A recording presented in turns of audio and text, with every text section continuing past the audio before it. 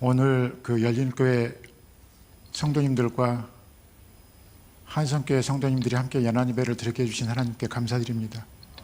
또한 열린교회 성도들을 기꺼이 초대해 주신 한성교회 담임 목사님과 성도님들께 하나님의 축복이 함께 할 줄 믿습니다. 제가 잠깐 부탁을 좀 드릴 게 있거든요. 저 먼저 소개를 드리자면 김포 열린교회 안수집사로 작년에 섬기게 된 장인섭입니다.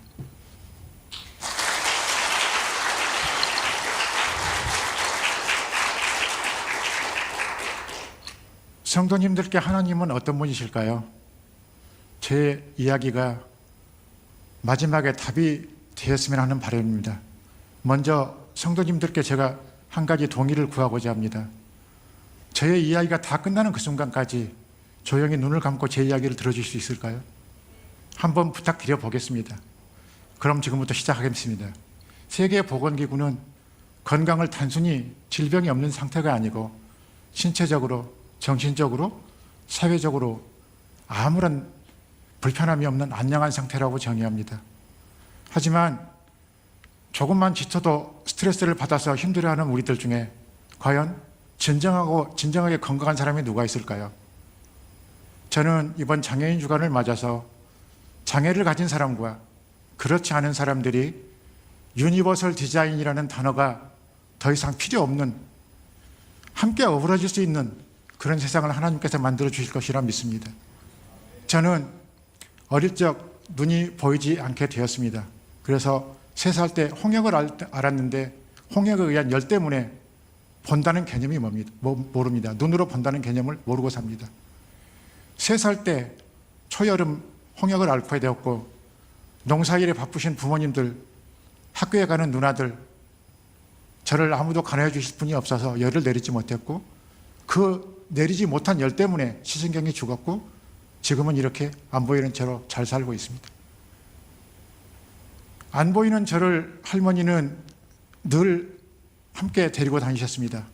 밭에 나가서 김을 매실 때도, 어르신들 예배 교회에 다니실 때도, 고추, 콩, 누에 뽕을 딸 때도 항상 옆에 저를 데리고 다니셨습니다.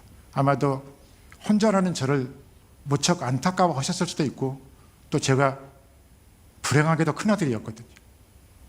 이렇게 할머니를 따라다니다 보니 보이지 않는 눈 대신에 손으로 만져보고, 귀로 들어보고, 입으로 먹어보고, 또 향기로운 풀냄새도 맡아봤습니다. 여러분 어떠세요?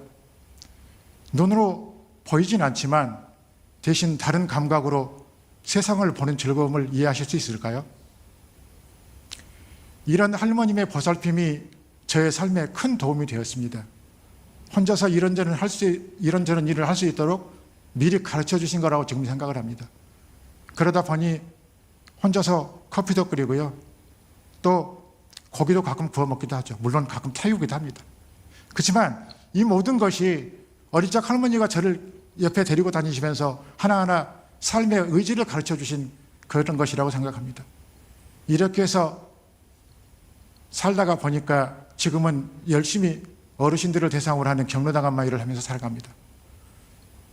장애인의 교육은 머리로만의 교육이 아니고 생활 속에서 하나씩 배워가야 하는 교육이라고 저는 생각합니다. 하나를 더하면 둘을 더하면 넷이 아니고 라면에 물을 끓일 수 있고 내가 물을 떠먹을 수 있고 내 옷을 잘 정리할 수 있는 교육, 이것이야말로 장애인들이 살아갈 수 있는 진정한 삶의 교육이라고 생각합니다. 할머니가 교회에 다니시니까 저는 어른 예배에 따라다녔습니다. 성경 말씀에 모든 지킬 만한 것 중에 더욱 내 마음을 지켜라.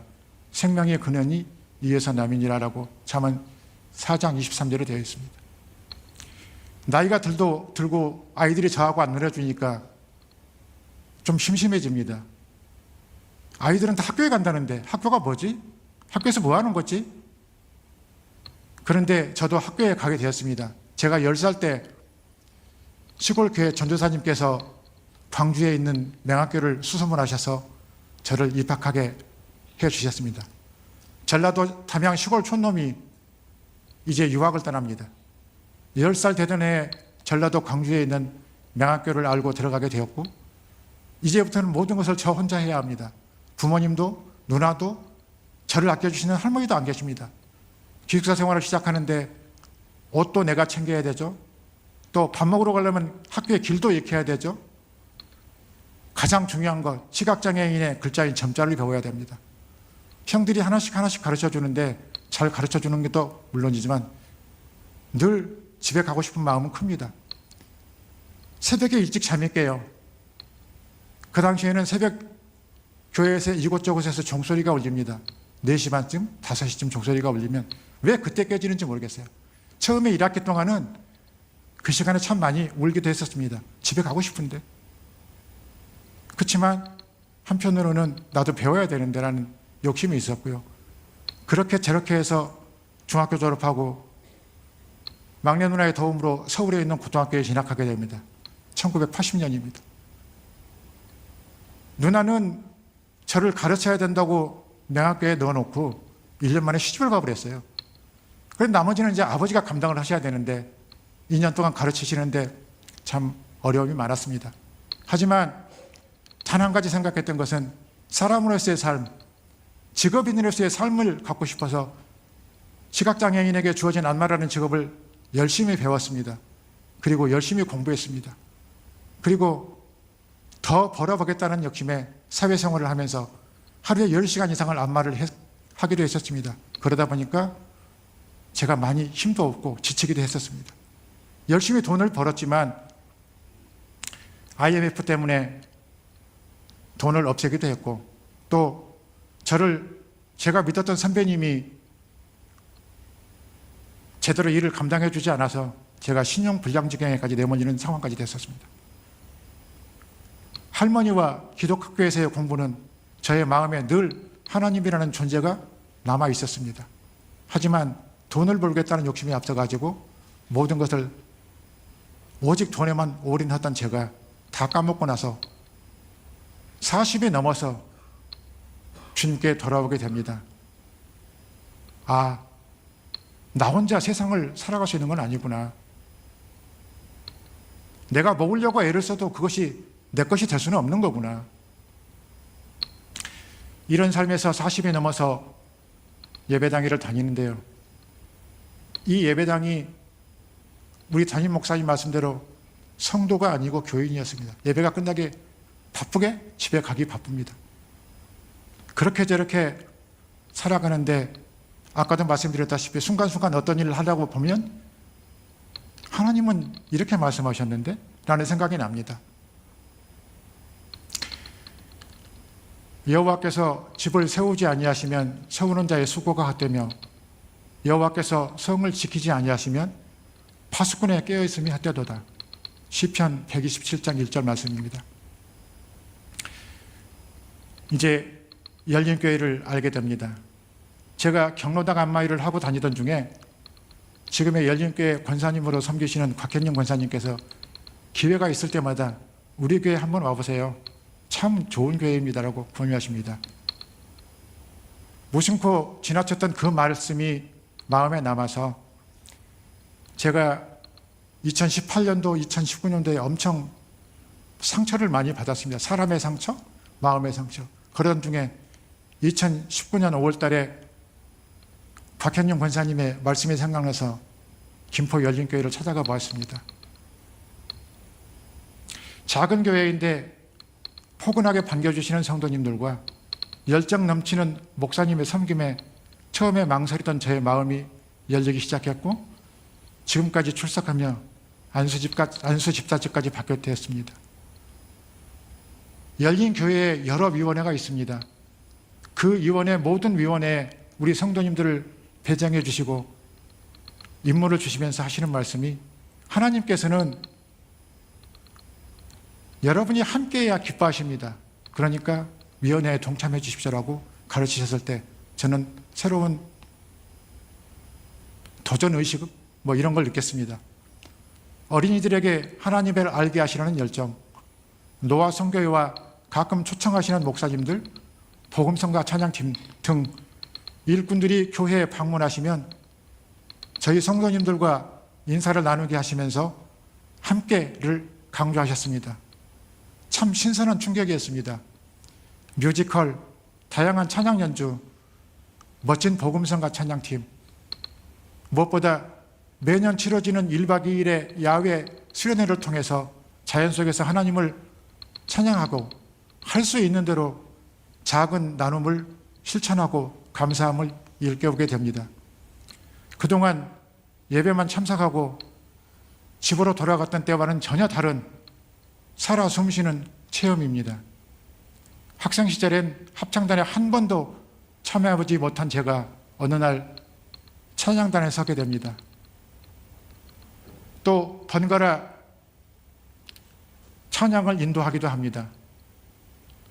그러던 중에 한빛 예술단 드러머로 활동하시며 열린교회 찬양단의 리더를 담당하셨던 심광보 집사님이 갑작스럽게 천국을 가시는 바람에 주일과 수요예배 찬양을 제가 인도하게 되었습니다.